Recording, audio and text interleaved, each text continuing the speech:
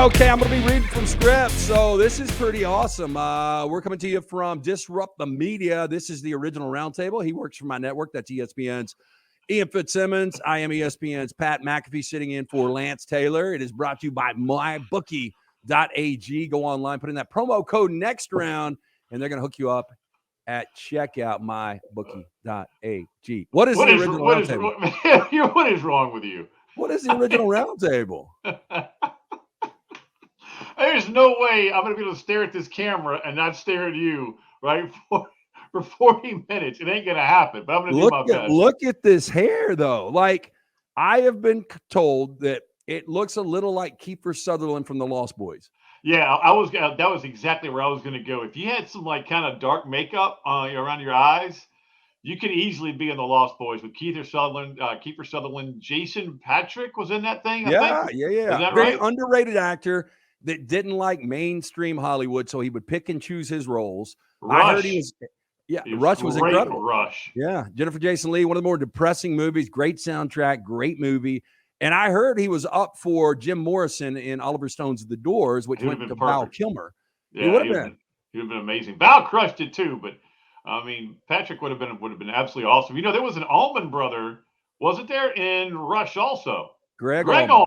Yeah. He was the drug dealer they were trying to get close to. That film, 1991, by the way, a long time ago. When Greg Allman does this, yep.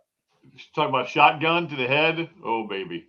Yeah. He gets his in the end. If you haven't seen it, though, highly recommend Rush. Really, really good film. So you were in Salt Lake last weekend, and you and I were texting back and forth. And look, this just doesn't happen to Kyle Whittingham in Utah. They got physically manhandled. In Oregon, you saw them up close and personal. Oregon is playing as well as anybody in college football. They are amazing. And by the way, you clap when you do the segue there, Pat, right? I mean, typically, right? I got it. Hey, look, you were up there in Salt Lake. I'm down here in Birmingham. I don't know if you know this. I am not a self-promoter, but I am going to be on my show, Game Day, this weekend in Tuscaloosa.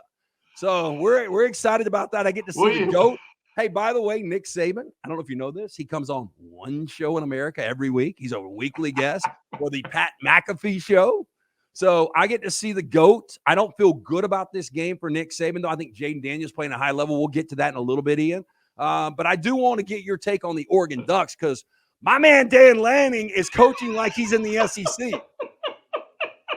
Well, Pat, he does have those SEC roots, without a doubt, right? I mean, he's got ties to Saban, Kirby Smart, and his team plays like it. And I'll tell you, man, underrated acquisition coming back healthy from Iowa.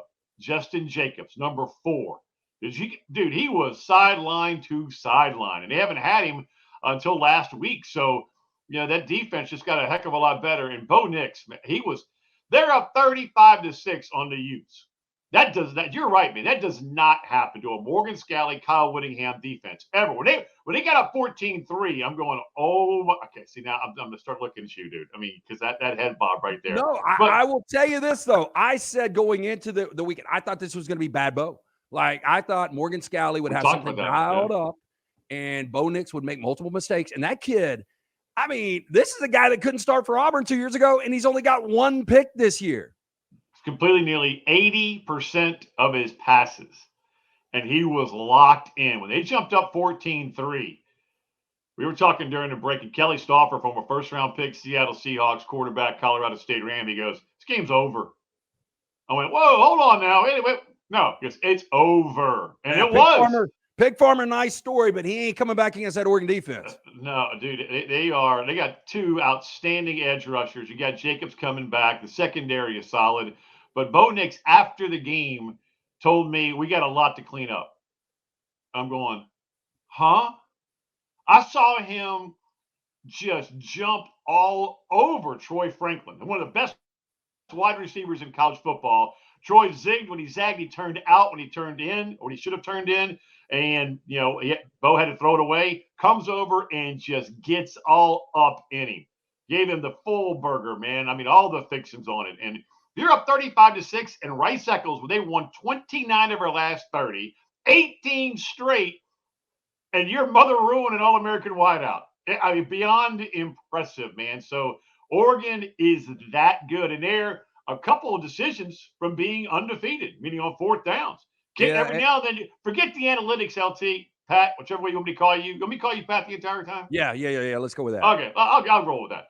McAfee, every now and then you got to just say to hell with analytics. This is what my gut is telling me. So my I feel the game, and every now and then you do that and take the points because analytics, they don't measure momentum. They can't tell if your starting center's got a banged up right wheel, right, or if a guy like Franklin is, has a hurt shoulder, whatever it may be. There's no equation for that. So every now and then you got to go with momentum and feel in a game. And I think Dan Lanning probably is going to do that a little more often and going strictly with what the analytics sheet says. Yeah, I agree with you. If they take the 3 before half against Washington, This team is undefeated right now. Look, they've still got everything in front of them. They went out. I think Oregon's going to be fine. People recognize how good that team is. And it's 0. Most of the time you see a 0, they've got to look really good in that uniform. Bucky Irving looks like the helmet's bouncing, but it's like he's greased up. People can't tackle that little kid. Man, he's averaging right around 8 yards a tote. You're right. And he's physical. He's not a big guy, man. He's about 5'8", 5'9", but his legs are like tree trunks. You can stack books on his butt. I mean, he is a house for 5'8", and he walked into the end zone twice, dude. Just walked in. I mean, he is. Look, you're right. You're spot on. You brought him up last week, and I could not agree with you more. Bucky Irving might be one of the more underrated players in all of college football. He is Ian Fitzsimmons from ESPN. I'm Pat McAfee from the mothership, sitting in for Lance Taylor right here on the original Roundtable. Hey, this is a product I really believe in. This is Manscaped. This is how I shave my arms every week. I shave my chest up. Yeah, go to manscaped.com. Put in that promo code OGRT. They're going to hook you up. Yeah, you sent me that a couple weeks ago. I love it, man. I ditched the old razor. I'm going with that now. I got a blonde goatee here. So, I trim it up. Manscaped.com, OGRT. They're going to hook you up at checkout. Where are you this weekend? One of these days, secretly, Pat, I know you're a fan of the USC Trojans, a guy who I'm normally on with every week, just loves the men of Troy. So I'm going back, man. I've got Washington and Michael Penix Jr. Dude, I'm heading back, staying in Beverly Hills this time, as a matter of fact. Just got my hotel confirmation. Wow, look at our budget. ESPN starting to rock it out there. I got a PJ. I know you don't fly PJs like I do. Wow, that's pretty impressive. Correct. You're going to be in Beverly Hills. Washington has not played well since the Oregon win. No. I mean, they've had back-to-back scares against bad teams, and now they roll into the Coliseum. And I think what people forget is USC, although they looked terrible defensively against California turned it over 4 times. And this is how USC got to 11-1 last year, was the turnovers. But SC still has everything in front of them. Pac-12 has got so much respect this year. If they were to win out, they've got an outside shot of doing something special. They've only got 1 conference loss. I don't see it happening. This is not a good USC team, but Washington looks vulnerable right now. Yeah, the wide receivers are small, LT. I mean, I think their tallest guy is like 5'9". Yeah, Todd Washington. I mean, these guys, I agree. Branch, they're small dudes. A Branch, by the way, we talk about this every week. You like the scouting report from NFL scouts that I've gotten to know.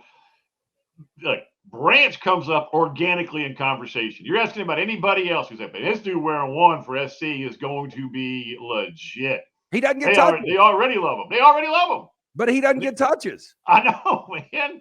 Look, but that's also, I give Caleb Williams a hell of a lot of credit. Back-to-back losses. And you got this. Let me get your thoughts on this. As a guy who played in the NFL, when you see people talking about Caleb Williams should shut it down and not play another snap, to me, that is one of the dumbest things that he could possibly do, because that shows you're quitting on your team. And I had one NFL general manager just reach out to me out of nowhere, just going, if he were to do that, I wouldn't draft him on principle. Now, he has a quarterback. But anyway, look, your thoughts, man. I mean, when you saw that, what'd you think? I played for the love of the game. I was a guy that turned $100 into $1,400, went to a kicking camp, got a scholarship, went to West Virginia. The rest is history. I wasn't just a punter.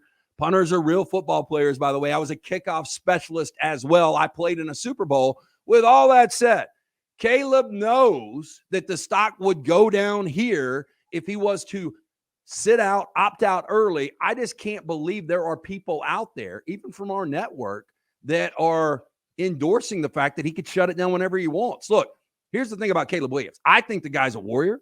I think he comes to play every single Saturday. The offensive line, as you've seen up close and personal, is awful. But I think the only time you will see Caleb shut it down is for a meaningless bowl game. And we're not there yet. They have got Washington. They have got Oregon. And they have got the victory bell against UCLA. They went out. It's still a special season for the Troys. The men of Troy can get something done right now. Caleb Williams is not sitting this thing out. So I agree with you. I think people should drop this narrative. Let Caleb Williams enjoy his final month of college football.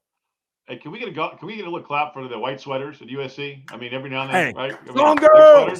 Song girls over there, West Coast. Little different than the girls I went to school with at West Virginia. No, I was just from small town Plum, Pennsylvania, and our girls, they were beautiful in their own right, but they were nothing like those song girls. He is Ian Fitzsimmons. When are you coming out? When are you coming out to a game with me, man? I've been asking you for years. You never do it. Come on. I know. I need to get Art, my guy that flies my PJ, to take me out. See you out in Cali. You can't have that cold beer. You can't have that cold beer on the sideline. You know, I don't know if you know this. There's a little show called Game Day, and they brought me in a couple of years ago. Now, we did a poll recently, and some people don't want me back, so I got to decide in my final year of this contract whether or not I want to come back. It's not my show. I'm just in the middle of it and loudest guy on the set. But I'll be in Tuscaloosa this weekend, and I think this atmosphere is going to be incredible. And I'm surprised the mothership's not flying you in to Tuscaloosa. I think we take all the ESPN employees. We don't cover any other game. Everybody comes to Tuscaloosa because this is the game that matters this weekend. Will you go and see our boy Trip Rogers, Derek Purdy, and the crew at the Innisfree Irish Pub? That's a staple there in Tuscaloosa. One of the best college bars in America. Now, we left what we were doing, a special thing we were doing. We basically sold out to take $100 million plus from ESPN, but I refused to pay what they call is $100 cover after that game. So we got you back door, man. I'm going to have to use last time. I'm going to use my celebrity status. I'm going to pull out the gold dog tag. My man Trip Rogers probably will get me and my crew in the back door. But yeah, I'll check it out. I like Innisfree. Okay. That atmosphere again is going to be incredible. Jaden Daniels is a dog. I don't know how he stays healthy though. This guy just throws his body out there every single time he's playing. But, man, that offense is great. It's a great offense, great defense. The GOAT, who's on my show every single week, Nick Saban. That's the thing that scares me because when you doubt Nick Saban, and there are people out there right now, including myself, that think LSU might be the better team at this particular point in time, Nick Saban typically wins these big games. And Brian Kelly, I think he's a great coach, but he hasn't been on the other side of winning big games. Oh, wait a minute now. He beat Alabama in overtime just last year. Yeah, but what did that do? It got them to Atlanta, and then they lost a game. I'm talking a big game. Like this game right now defines LSU season. They've got 2 losses. I still believe, and I'm not a self-promotion kind of guy, but I said before the season that I thought LSU was going to win this whole thing, and I still think with 2 losses, there's going to be a lot of carnage, a lot of attrition in front. And I think LSU, if they went out and beat an undefeated Georgia, I think a 2-loss SEC champion can still find their way in. But a loss Saturday, they're done. They're going to be more like Outback Bowl. But I like this LSU team a lot. You know what? Kelly Stopper and Kesty and I had this conversation in a blowout game, which none of us were expecting, Oregon, Utah. So in the fourth quarter, we kind of get into talk show mode. And this actually came up. Could a 2-loss LSU, if they beat Alabama, run the table, beat Georgia if Georgia wins the East, which on all likelihood, that's what's going to happen. You have a rematch of last year's SEC championship game. Could a 2-loss LSU impress the committee enough to get in? And I'm with you. I mean, I think that because it's Georgia, because it is Bama, that the resume would obviously climb immensely. And I think they would have a legit shot to get in, depending on the carnage around them. Yeah, and I want to ask you this, Ian, because the one thing that would concern me, like Florida State seems to have the easiest path right now. Yeah, I agree. And if they go undefeated, you can't not put an ACC undefeated champion in the college football playoff. I do think the Big 12's got problems now because Texas already got that loss. Now Oklahoma's got a loss. I think when you look at the schedule, I wouldn't be surprised at all if the Big 12 is completely flatlined after this weekend because Bedlam, that atmosphere is going to be incredible. You've been to Stillwater before. I think Oak State wins that game, and Kansas State is playing their asses off right now. That is a team nobody wants to see. Backup quarterback and Malik Murphy, that could be a problem for the Texas Longhorns. Both those teams lose. You can go on and put Big 12 on the side. I do think Florida State right now would be in. I'm going to go with Michigan. The question becomes right now, a one-loss Pac-12 champion or two-loss LSU champion just beats Georgia. Georgia's first loss in 30 games, back-to-back national champions. Do you put in a one-loss Georgia non-SEC champion or a one-loss Pac-12 champion? Ooh, that's a tough one, man. And the committee, I've served on that mock committee not once but twice. It grilled into you. Nothing that happened in the past impacts this year. So back-to-back natties right now for Georgia. Yeah, by the way, I wouldn't be good at that. I can't get that out of my head. Yeah, it's hard, man. It is it came up constantly in the second mock committee that I was on. Like, wait, are we rewarding Bama because what they did last year or what we see this year? So, I mean, it's one of those things that they keep hammering into you. Like previous seasons have nothing to do with this. So, but I would probably still go with Georgia because at that point, Brock Bowers should be back, and he's arguably the best player in college football. It is the original roundtable. ESPN's Ian Fitzsimmons. I'm Pat McAfee. Check out my show. Check out Nick Saban. Check me out on College Game Day. My picks are golden. It says right here, it's brought to you by LancesLock.com. I don't know who this guy is. LancesLock.com, $100, all plays, all the time, free play every single day. LancesLock.com. So, I mean, do you expect to see a big upset this weekend? Like, I don't think LSU is a big upset. I don't think Oklahoma State, Kansas State, USC, those aren't big upsets. Like, if I'm sitting here looking at the schedule this weekend, I don't know if I see like something that would really shake the snow globe. Well, you know what? You know what's crazy? I mean, Missouri over Georgia. Missouri's a good team, right? Yeah, hell yeah, they're a good team. I mean, nobody talks about Missouri. Nobody talks about a end What's zone. That number right now? What's that number right now? That's a big number. It's 15.5, I think. Ooh, yeah. I didn't know if it'd come down since Sunday. But yeah, that is a massive number. But you bring up Malik Murphy. You ever stood next to that dude? I heard he's gigantic. He is a house. I mean, with zero body fat. One of the nicest dudes you're going to meet off the field. On the field, you know him a little bit. He's a big boy. Okay, off record here, I'm recruiting some WWE talent. And when he's done with his playing career, he seems like one of those super freakish athletes. And I'm going to start bringing talent in. And this is one of my side hustles. I don't have a lot. I'm only making $100+ million a year on ESPN. But I do have a few side hustles. And if you can put something in the ear of Malik Murphy, if the career does not work out on the gridiron, and look, I was in the NFL for years. I got to play in a Super Bowl. But I still have the ability to wrestle. So one day, just put that in his ear. You've mentioned wrestling. And yes, you mentioned that you did play in the Super Bowl. That is duly noted. But you had teams, a big-time Power 5 teams. The Florida Gators, I was told, I don't know if it's true or not, but the guy told me, I trust him. So they came in and made a hard run at Malik Murphy before Mertz. And Murphy stayed knowing Quinn Ewers was there, knowing Arch Manning was coming in. He goes, no, I'm good. I'm staying right here in the 40 acres. That's impressive, dude. That is very, very impressive. And in person, he ain't avoiding leg day. You know who else done? By the way, Caleb Williams. That dude's got calves like diamonds. So needs him with that offensive line. Yeah, okay, he does. Hey, yeah, he does. Before I let you run, I wanted to get your opinion on Dabo Swinney. Now, look, Dabo, I respect everything he's done. People don't realize Clemson's over here. Nobody's paying attention to little bitty Clemson. And Dabo puts him on the map. And now he's making $11.5 million. But the fact of the matter is, last 3 years, well, this is going to be year number 3. He ain't going to a college football playoff. So caller calls in his talk show. Dabo goes on a 5-minute crybaby, take my ball, go home, give you all of my accomplishments rant. Do you agree with Dabo? Where are you right now? I thought it was hilarious. I thought it was hilarious. I did. I mean, because you get one really, it's like, it was a 10-win team last year, and everyone was kind of down the year. 11. Oh, was it bull? Yeah, 11. Didn't mean to short them going regular season, right? But look, that was a down year. Now you're 4-4. This is a disaster of a season by their standards. So I kind of thought it was funny. Oh, Tyler from Spartanburg chiming in. And he got kneecapped. Dabo just came off the top rope because, look, you've been involved in wrestling, right? And just body slammed the dude. I mean, that was a suplex and then a figure 4 Ric Flair leg lock. Yeah.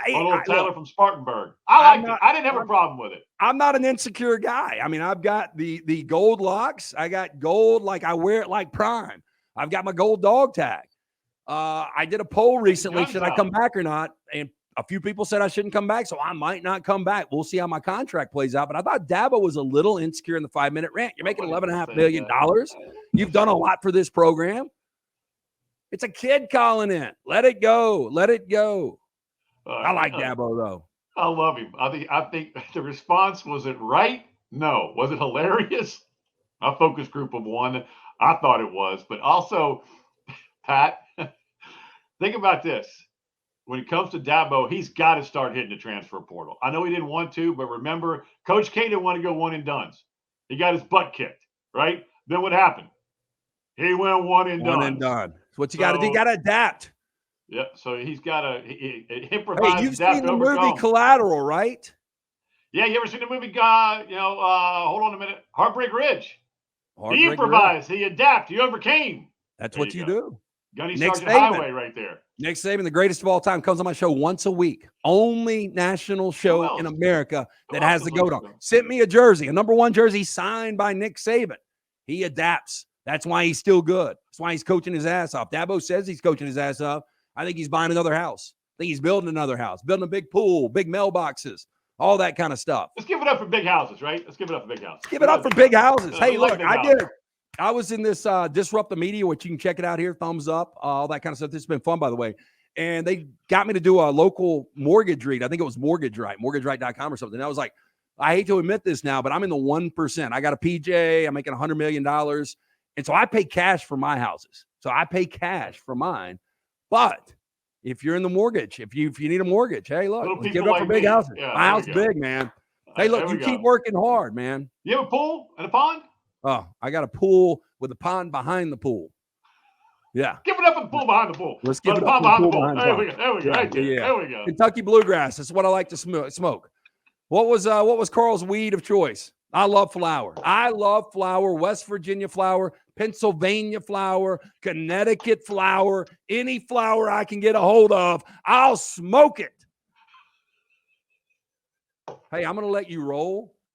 Good luck in LA. I'll come see you soon. That is Ian Fitzsimmons from ESPN, my network. I am Pat McAfee, doing this for this guy, Lance Taylor. Original Roundtable is brought to you by our friends at mybookie.ag. Put in that promo code next round, and they're going to hook you up with a big bonus right there at checkout. That's going to do it for us. The original Roundtable. Disrupt the media. Like, subscribe. Let's get it. Do you try and put your arm against it to get the shoulder definition a little better? Is that? Okay. I'm out of character. I'm going to shave. You're an idiot. See I hope I don't get fired over that one, but it was worth it. See you. Goodbye. Bye.